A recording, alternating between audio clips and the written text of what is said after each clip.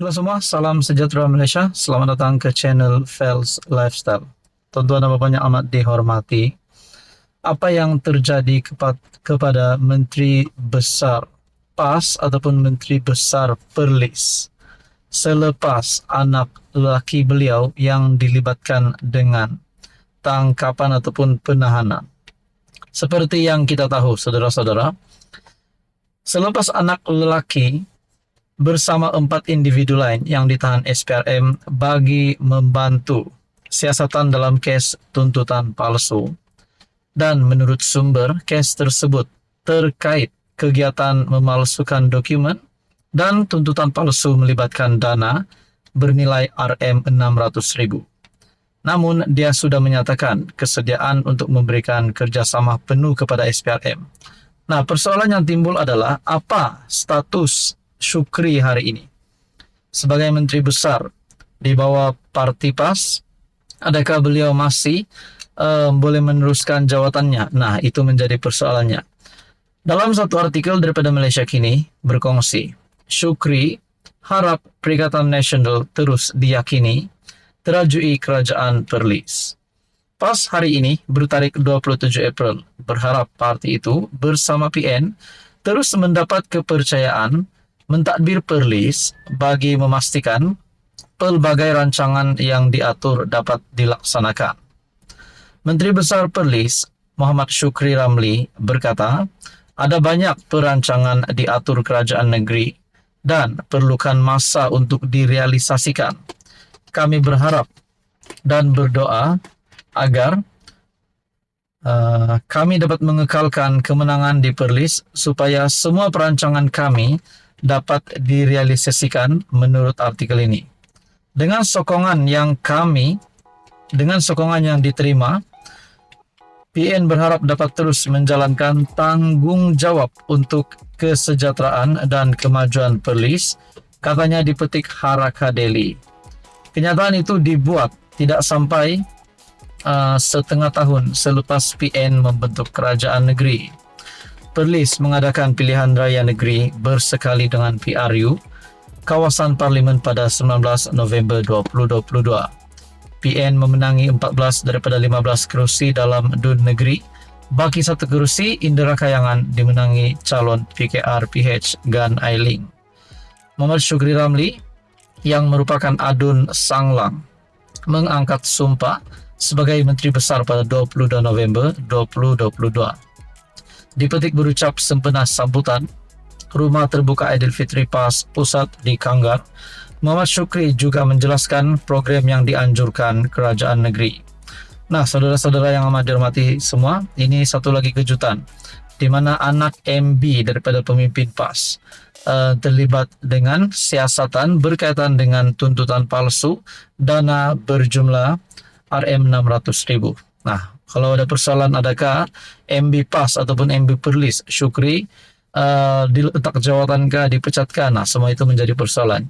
Tapi yang kita tahu, Syukri melalui artikel daripada Malaysia Kini berharap PN terus diyakini terajui Kerajaan Perlis. Sekian saja, teruskan bersama di dalam channel ini. Halo semua, salam sejahtera Malaysia. Tuan-tuan dan puan yang amat dihormati, berkaitan dengan pilihan raya kecil Kuala Kubu Baharu, di mana kita menyaksikan 4 calon ataupun 4 penjuru.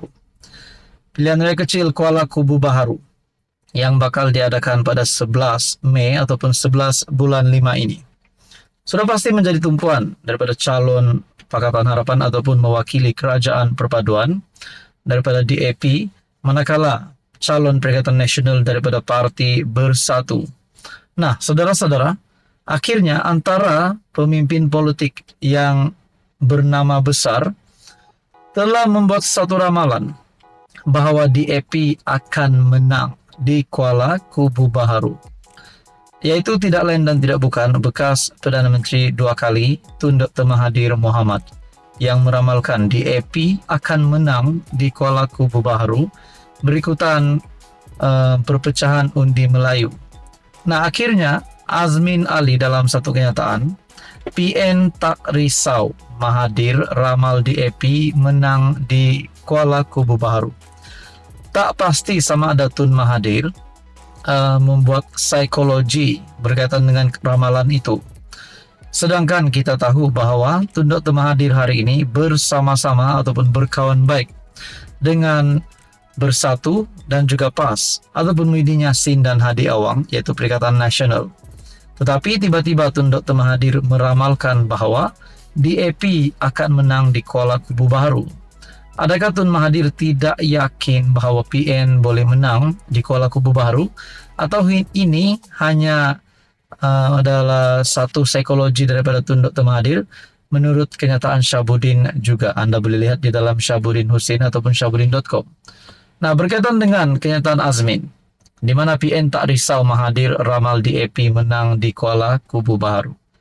Nah, saudara-saudara, menjadi persoalan adakah Tunduk Mahathir yang membuat ramalan ini, dan ramalan ini tidak disukai ataupun tidak disenangi oleh Perikatan Nasional, dan akhirnya mereka memutuskan hubungan bersama Tunduk Mahathir. Nah, itu pun boleh menjadi persoalannya. PN tidak risau dengan ramalan bekas PM Dr. Mahathir Mohamad bahwa PH akan menang pilihan raya kecil PRK Kuala Kubu Baharu pada 11 Mei ini.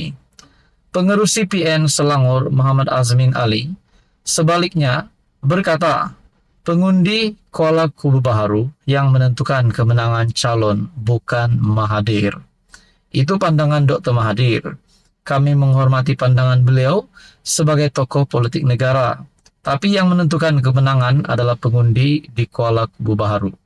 Mengulas lanjut, Azmin berkata bahwa partinya sedang turun padang memberikan penjelasan dan meyakinkan pengundi tentang dasar perjuangan parti.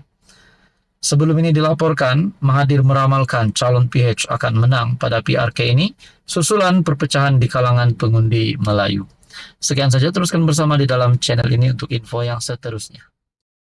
Halo semua, salam sejahtera Malaysia, tuan-tuan dan bapak yang amat dihormati.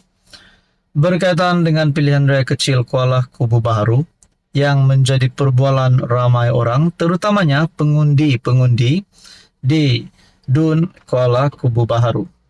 Kita menyaksikan 4 penjuru ataupun 4 calon yang bakal bertanding bagi pilihan raya kecil Kuala Kubu Baharu. Calon daripada Perikatan Nasional dan Pakatan Harapan menjadi tumpuan utama. Nah, saudara-saudara, bercakap tentang calon Pakatan Harapan yang sebelum ini kita dapat lihat beramah mesra dengan pengundi di Kuala Kubu Baharu. Dan kita bercakap pula tentang calon Perikatan Nasional. Saya melihat dalam satu perkongsian ataupun satu entry Facebook page Ana Tahu dengan caption, Ana nak tahu result SPM dia je dapat berapa, sebab nak apply jadi Finance Executive Bursa Malaysia. Bab diploma master itu tak penting sangat. Dah tua nanti baru sambung. Dengan caption itu dan di bawah dilampirkan gambar artikel berita latar belakang pendidikan, calon PN enggan ulas, mahu tumpu kempen. Nah, bila ada kenyataan calon PN enggan ulas, mungkin terdapat pertanyaan daripada pengundi, mungkin ada terdapat persoalan, apa latar belakang calon Perikatan Nasional daripada Bersatu ini? Adakah dia memang benar-benar layak untuk menjadi calon dan boleh menang di Kuala Kubu Baharu? Nah, itu menjadi persoalannya lah. Kita bukan nak buruk-burukan, tapi kenapa enggan ulas? Dan sambil itu artikel ini berkongsi mahu tumpu kempen. Nah, saudara-saudara, adakah selepas calon ini enggan mengulas akan ada kesan yang buruk kepada Perikatan Nasional? Di dalam ruangan komen pula melalui Facebook page ini berkata, kalau enggan ulas tu paham-paham sendiri jela. Dulu dia driver lori gas kat SEBB, kelulusan oil and gas. Mungkin ini menyindir. Ada juga kata mesti Melayu menderu bagi undi sebab impress. Kalau kelulusan pasti memang bagus. Ada juga kata di sini buat malu kaum. Walaupun mana kisah pasal pendidikan pun, kena pandai cakap sikit boleh bagi orang percaya, pandai fitnah cakap besar terus walaupun sanjung. Itu adalah beberapa komen daripada Facebook page Ana Tahu, dan kita melihat juga di dalam komen yang lain. juga berkata melalui Facebook page ini, bursa nih seleke sangat ke, patutlah ramai budak-budak tak ada kerja pegang ijazah finance. Ada kata di sini, tak ada rupa orang pandai pun. Depan walaun menjerit Islam terancam, belakang walaun liwat budak tafis. Nah, itu mungkin isu terkini yang hangat. Nah, saudara-saudara, kita kembali kepada tajuk artikel sebentar tadi. Latar belakang pendidikan calon PN enggan ulas, mahu tumpuk kempen. Apa komentar Anda berkaitan ini? Sekian saja, teruskan bersama di dalam channel ini.